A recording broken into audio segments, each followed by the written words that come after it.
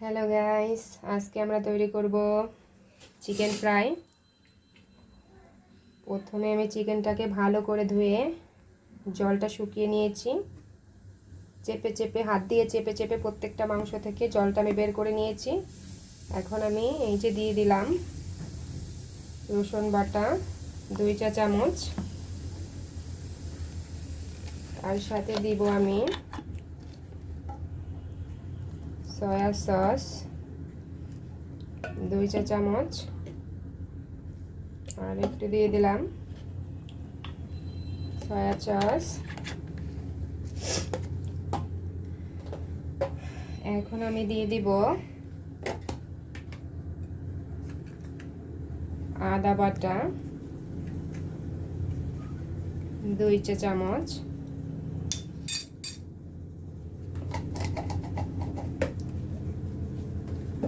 ওকে।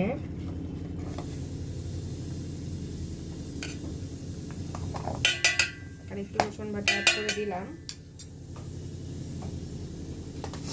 এখন আমি দিয়ে দেব লবণ, যেহেতু আমাদের সয়া সসে লবণ আছে, আমি একটু হালকা করে লবণ দিয়ে দেব। এরপরে দিয়ে দেব একটু মরিচের গুঁড়া কম করে, কারণ আমাদের ঘরে কেউই ঝাল তেমন খেতে পারে না। আমি খেতে পারি। এখন দিয়ে দিব গোলমরিচের গুঁড়া, গোলমরিচ, ওকে। তেমন কিছুই লাগবে না, খুব সহজভাবে তৈরি করব চিকেন ফ্রাইটা। এখন আমি ভালো করে হাত দিয়ে মাখিয়ে নিব। মা মেখে নিচ্ছে মিক্স। আমার ফেভারিট রান, না রানটা দেখাও তো, আমার ফেভারিট রান।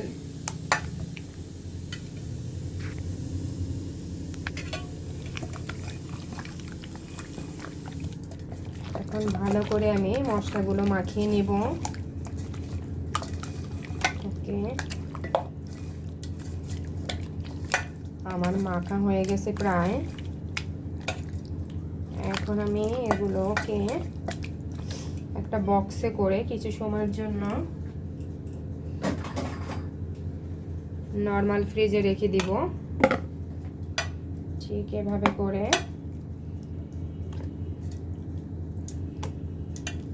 যে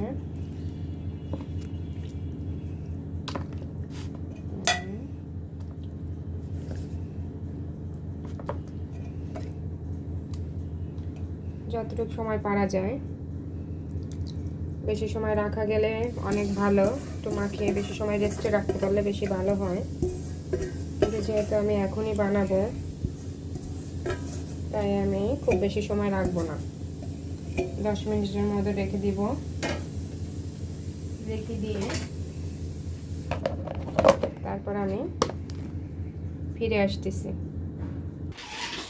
আমি এখন এটা নর্মাল ফ্রিজে রেখে দিতেছি 10 মিনিটের জন্য। 10 মিনিট পরে আমরা আবার ফিরে আসতেছি।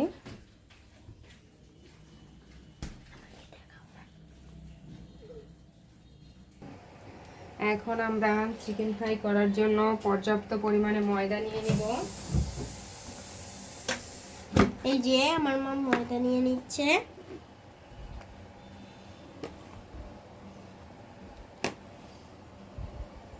ওকে, ডান। আর দরকার হবে না। আর দরকার হবে না, এখন আমার মা রেখে দিবে।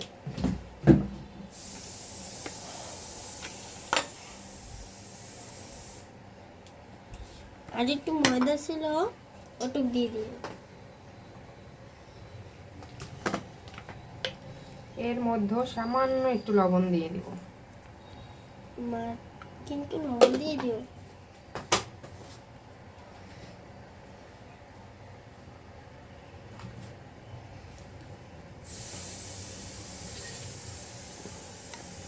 এরপর আমি দিয়ে দিব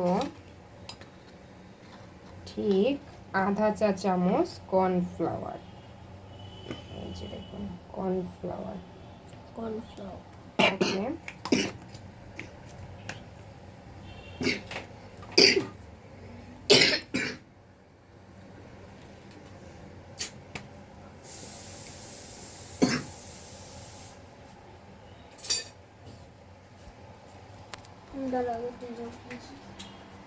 এখন আমি কর্নফ্লাওয়ারটা ভালোভাবে ময়দার ভিতরে মিশিয়ে নেব। ওকে,